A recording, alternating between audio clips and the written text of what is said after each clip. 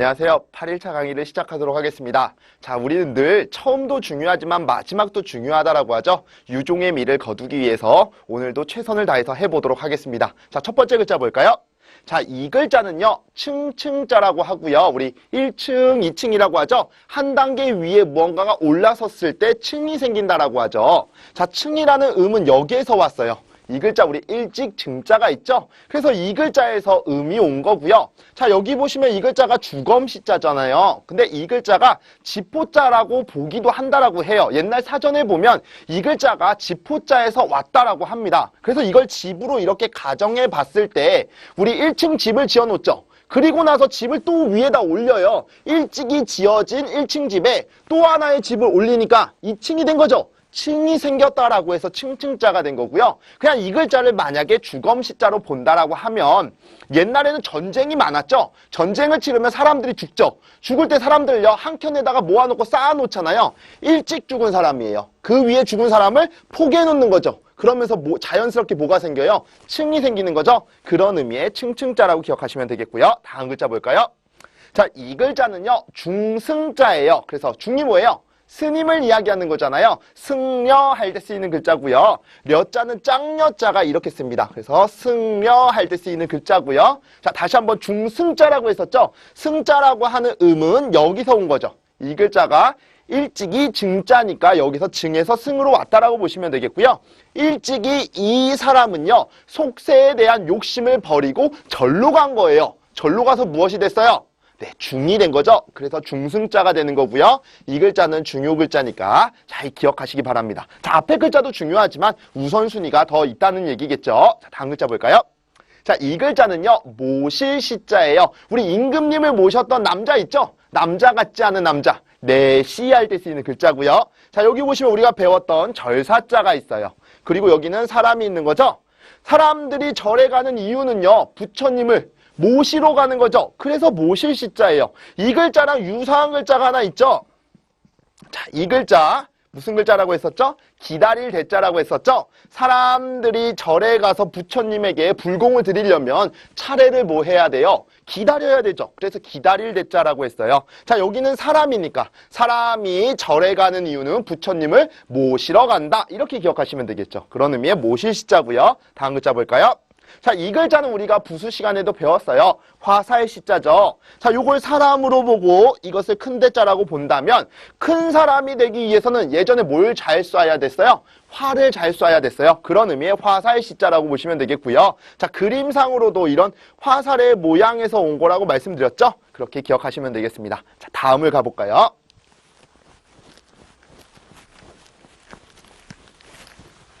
자, 여러분들 지금 보이스 한자 동영상 강의를 통해 배우는 글자들은 다 중요한 글자들이에요. 그런데 여러분들이 조금 더 제가 정해주는 그런 우선순위에 해당하는 글자들은 반드시 더 여러 번 보시면서 익히시기 바랍니다. 다음 글자 볼까요? 자, 이 글자는요. 새벽 신자예요. 새벽이 언제예요? 해가 뜨는 시간. 그때를 얘기하는 거잖아요. 자, 이 글자는 해일자로 보면 되겠죠. 해가 언제 뜬다고요? 새벽에. 새벽신. 우선 이렇게 포인트를 잡으시고요. 신이라는 음은 여기서 왔겠죠. 이 글자가 용진. 진이니까 신으로 왔다. 이렇게 기억하시면 되겠죠. 보통 모음이 비슷한 거는 거기서 흘러왔다라고 보는 거예요. 그럼 어떤 의미냐? 용이 하늘로 승천을 할 때는요. 사람들이 보면 안 돼요. 사람들이 보면 안 된다는 얘기는 왜 그러냐면 사람이 보게 되면 이 용은 이무기, 즉 뱀이 된다라고 본 거예요. 그래서 이 용이 하늘로 승천할 때는 아직 다 사람들이 자고 있는 시간이어야 된다는 거예요. 그게 언제예요? 해가 뜨는 시간. 그때가 언제죠? 새벽을 얘기하는 거예요. 그런 의미의 새벽 신자가 되고요. 네, 다음 글자를 보겠습니다. 자, 이 글자는요. 큰띠 신자라고 하고요. 신이라는 음은 여기에서 왔어요. 자, 그러면 큰 띠가 무엇이냐면 예전에 나라에 큰 공원을 세웠을 때 임금으로부터 받았던 띠가 큰 띠라고 하는 건데요. 자, 그게 무엇으로 만들어졌어요? 실로 만들어졌죠. 그래서 쉽게 큰 띠 신이라고 보시면 되겠고요. 이것은요, 그 의관이라고 해서 남자들이 입었던 정장 같은 게 있었어요. 거기에 끼워서 썼던 그 모습에서 온 거라고 보시면 되겠습니다. 그런 의미의 큰 띠 신이라고 보시면 되겠고요. 그냥 조금 더 부연 설명을 하자면 힘쓰다의 뚫타로 보셔도 돼요. 뭔가 사회에 힘쓰듯이 뚫듯이 노력을 해서 나라로부터 받았던 실이 큰 띠다. 이렇게 기억하시면 되겠죠. 큰 띠 신자고요. 다음 글자 볼까요? 자, 이 글자는요, 살필 심자라고 해요. 살피는 게 뭐예요? 자세하게 보는 걸 살피다라고 하는 거고요. 자, 어떤 의미냐? 요 글자를 먼저 아셔야 되겠죠? 우리가 배웠던 글자, 차례 번자예요. 밭전자에 분별할 변자가 있는 거죠. 밭에다가 씨앗을 뿌릴 때는요, 종류와 시기를 잘 분별해서 차례차례 심어야 된다라고 했습니다. 그런 의미에서 차례 번자였었죠. 자, 위에 보시면 집이 있죠. 집에 가서도 어떤 일을 할 때는요, 차례차례 하는데요, 빠진 것이 있는지 없는지 자세히 살펴서 해야 된다라고 해서 살필 심자가 된 거고요. 심판할 때 쓰이는 글자예요. 자, 다음 글자 볼까요? 자, 이 글자는요, 찾을 심자고요. 어떤 의미냐면, 자, 여기 보시면 우리 장인공자가 있죠. 장인은 뭐 하는 사람이에요? 만드는 사람이라고 했죠. 장인이 어떤 물건을요, 손으로 열심히 일해서 만들었어요. 근데 그 물건이 굉장히 작은 물건입니다. 보통 사람들은요, 작은 거에 관심을 잘 안 갖는데 장인이 만든 물건이라고 하니까 사람들이 그것을 갖길 원하는 거예요. 그래서 장인들이 만든 물건들을 뭐 하기 시작했어요? 찾아다니기 시작했어요. 그런 의미에서 찾을 심자라고 보시면 되겠고요. 여기에다가 이렇게 쓰면 찾을 방자가 돼요. 그래서 신방할 때 쓰인다. 이렇게 기억하시면 되겠네요. 자, 다음을 준비해 볼까요?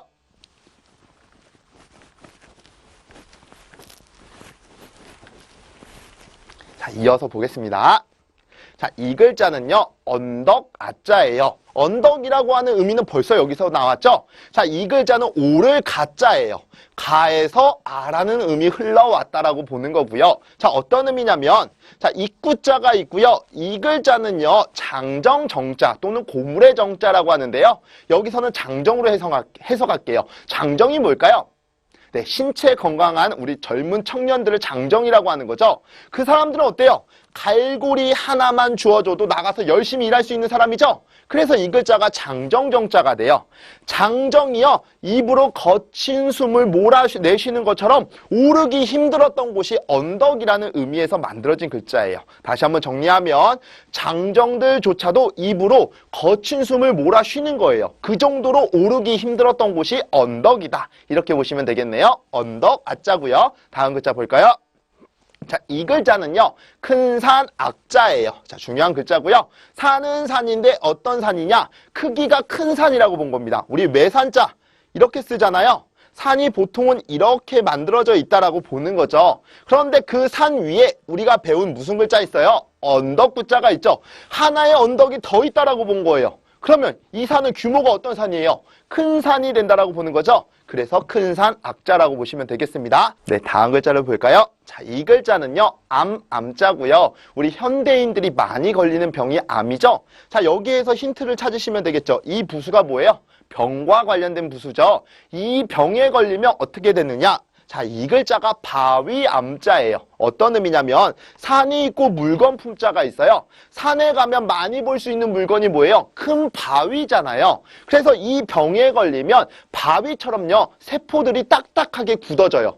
그래서 그게 다 나중에 덩어리가 지는 거죠. 그게 바로 뭐예요? 암덩어리잖아요. 그래서 이 병에 걸리면 자, 그 세포들, 우리 몸에 있는 세포들이 바위처럼 단단하게 굳어진다라고 해서 이 병이 바로 암이라고 하는 겁니다. 원래 바위 암자에서 음이 온 거고요. 그래서 암자라고 기억하시면 되겠네요. 자, 중요 글자니까 반드시 기억하시고 다시 한번 정리하면 이 병에 걸리면 세포가 바위처럼 단단해지더라 이겁니다. 그게 암이에요. 다음 글자 볼게요.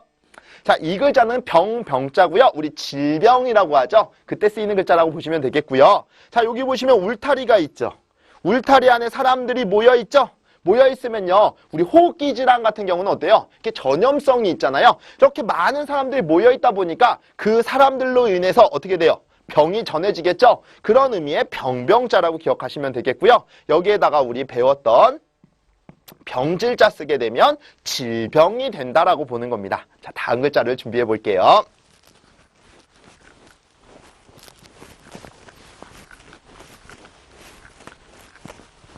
네, 보겠습니다.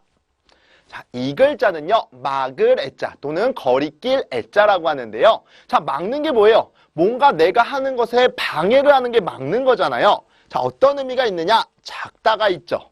그리고 아침단자가 있고 돌석자가 있죠. 아침에, 예전엔 농경사회니까 아침에 농사를 지으러 밭에 가겠죠. 밭에 갔더니요, 작은 돌멩이들이 있더라 이거예요. 작은 자갈들이 있는데 여기에다 씨앗을 뿌려야 자갈 때문에 그 싹이 돋아나지 못하겠죠. 그래가지고 이 작은 돌멩이들을 다 하나하나 골라내는 작업을 해야 되는 거예요. 그럼 이 사람은 아침에 가서 원래는 씨를 뿌리고 농사를 지으려고 했는데 자기가 생각하지도 못했던 작은 돌멩이들이 많이 있었잖아요. 그래서 그것들 어떻게 해야 돼요? 다 바깥으로 골라내야 되겠죠. 이렇게 하다 보니까 반나절이 소요가 된 거예요. 그럼 이 작은 돌멩이는 내가 농사 짓는 것을 뭐 한 거예요? 막아선 거가 되는 거죠. 그래서 막을 해자가 되는 거고요. 자, 아까 거리끼다라고 하는 게 뭐예요? 어떤 일을 하는데 방해가 된다는 얘기잖아요. 그러니까 결국에는 아침에 농사 지으러 갔는데 이 작은 돌멩이들이 나에게는 결국에 일을 할 수 없도록 거리끼게 된 거예요. 그래서 이 글자는 막을 해자 또는 거리낄 해자가 되고요. 만약에 여기다가 막을 방자를 쓰게 되면 뭐가 돼요? 방해가 되는 거고요. 여기에다가 막을 장자를 쓰게 되면 뭐가 돼요? 장애가 되는 겁니다. 근데 보통 시험에서 나올 때는요, 이 글자랑 좀 잘 나오는 것 같아요. 그래서 이렇게 같이 연결을 시키셔서 장애라고 기억하시면 되겠고요. 중요한 글자니까 반드시 기억하시기 바랍니다. 참고로 이거 말씀을 드리면 옛날엔 전쟁이 많았죠? 전쟁을 치를 때요, 적이 쳐들어온다라고 하는 정보를 입수했어요. 그럼 어떻게 해요? 언덕 위에 일찍이 올라서 있었겠죠. 올라서서요, 적이 들어오는 경로를 딱 바라보고 있어요. 바라보고 있다가 그들이 오면 어떻게 해요?